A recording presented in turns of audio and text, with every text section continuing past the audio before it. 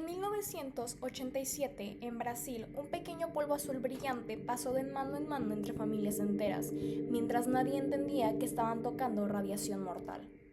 Antes de empezar, quiero aclarar que este video no tiene intención de generar ni morbo ni entretenimiento a costa de las víctimas. Este video existe exclusivamente para informar sobre lo que ocurrió, recordar a las personas afectadas y entender cómo una cadena de errores, abandono y desinformación terminó provocando uno de los peores accidentes radiológicos de la historia. Todo comenzó en Goiânia, Brasil, a principios de los años 80. El Instituto Goiano de Radioterapia cambió de ubicación y dejó atrás parte de su antiguo equipo médico. Entre esos aparatos había una máquina de radioterapia que contenía cesio-137, un material altamente radioactivo utilizado en tratamientos contra el cáncer. El lugar quedó prácticamente abandonado durante años. Hubo disputas legales, negligencia y falta de supervisión, y mientras nadie se hacía responsable del edificio, la máquina seguía ahí. El 13 de septiembre de 1987, dos hombres llamados Roberto dos Santos Alves y Wagner Mota Pereira entraron al edificio buscando metal para vender como chatarra. Roberto y Wagner comenzaron a desmontar partes del aparato, no sabían lo que estaban manipulando.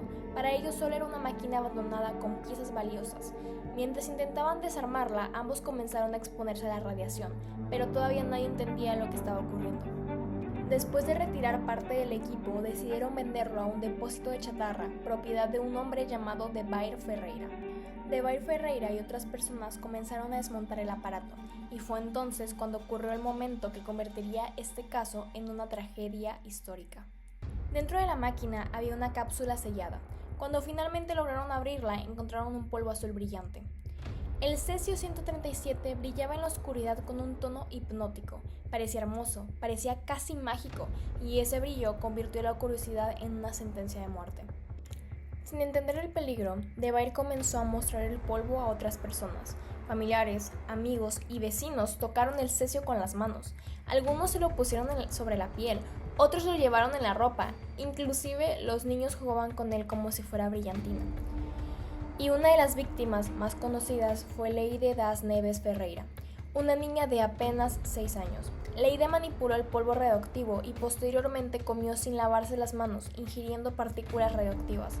Poco después comenzaron los síntomas: vómitos, mareos, quemaduras, caída del pelo, pero nadie entendía qué estaba pasando.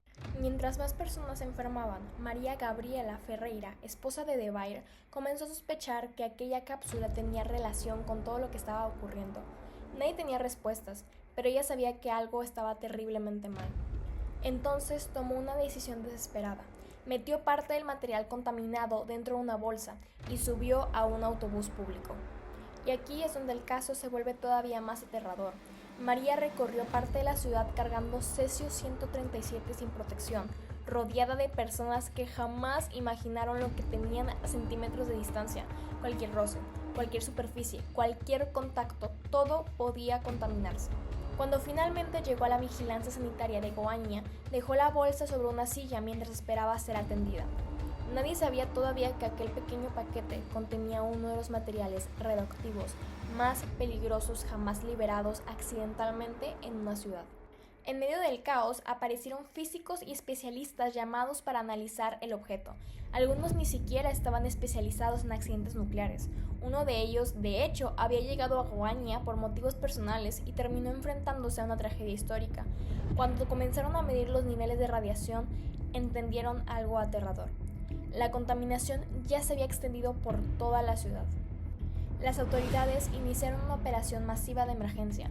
Miles de personas fueron examinadas. Casas enteras tuvieron que ser demolidas. Ropa, muebles, juguetes y objetos personales fueron almacenados en barriles especiales como residuos radioactivos. Las calles comenzaron a llenarse de equipos de descontaminación y el miedo se extendió por toda Goiânia.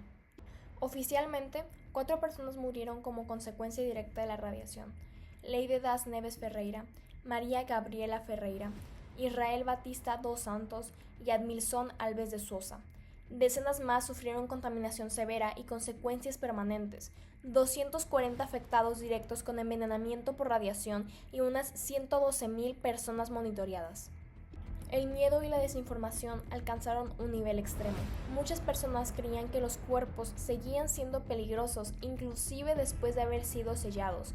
Durante algunos funerales hubo protestas y rechazo por parte de personas que no querían los entierros cerca de sus comunidades.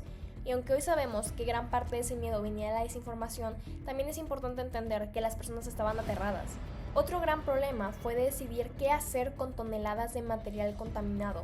Tierra, ropa, paredes, muebles y objetos personales debían ser almacenados como residuos radioactivos, y muchas comunidades se opusieron a que esos desechos fueran llevados cerca de sus hogares.